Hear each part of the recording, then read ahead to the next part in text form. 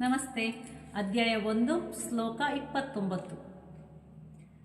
ವೇಪತುಶ್ಚ ಶರೀರೆ ಮೇ ರೋಮಾಶ್ಚ ಜಾಯತೆ ಗಾಂಡೀವಂ ಸಂಸ್ರತೆ ಹಸ್ತಾತ್ವಾಕ್ಚೈವ ಪರಿತ್ಯಾಹತೆ.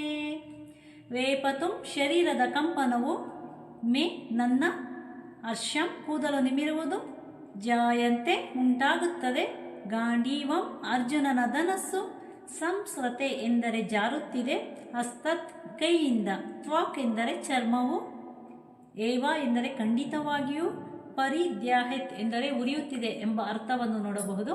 ಅನುವಾದ: ನನ್ನ ಶರೀರವು ಕಂಪಿಸುತ್ತಿದೆ, ಕೂದಲು ನಿಮಿರುತ್ತಿದೆ, ಗಾಂಡೀವ ಧನಸ್ಸು ಕೈಯಿಂದ ಜಾರುತ್ತಿದೆ ಮತ್ತು ನನ್ನ ಚರ್ಮವು ಉರಿಯುತ್ತಿದೆ ಎಂಬ ಅನುವಾದವನ್ನು ನೋಡಬಹುದು.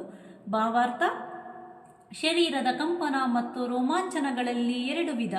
ವಿಶೇಷ ಆಧ್ಯಾತ್ಮಿಕ ಹರ್ಷೋನ್ಮಾದದಿಂದ ಅಥವಾ ಲೌಕಿಕ ಸನ್ನಿವೇಶದಲ್ಲಿ ಮಹಾಭಯದಿಂದ ಇವು ಅನುಭವವಾಗುತ್ತದೆ. ಆಧ್ಯಾತ್ಮಿಕ ಸಾಕ್ಷಾತ್ಕಾರದಲ್ಲಿ ಭಯವಿರುವುದಿಲ್ಲ.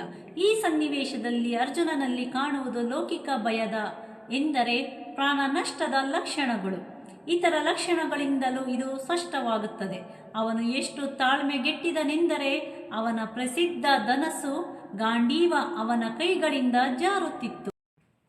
ಅವನೊಳಗಿನ ಹೃದಯವು ಉರಿಯುತ್ತಿದ್ದರಿಂದ ಚರ್ಮವು ಉರಿಯುತ್ತಿದೆ ಎನ್ನಿಸಿತು. ಇವೆಲ್ಲವೂ ಬದುಕನ್ನು ಕುರಿತು ಲೌಕಿಕ ಕಲ್ಪನೆಯಿಂದ ಉಂಟಾದಂತಹವು ಎಂಬ ಭಾವಾರ್ಥವನ್ನು ನಾವು ಅಧ್ಯಾಯ 1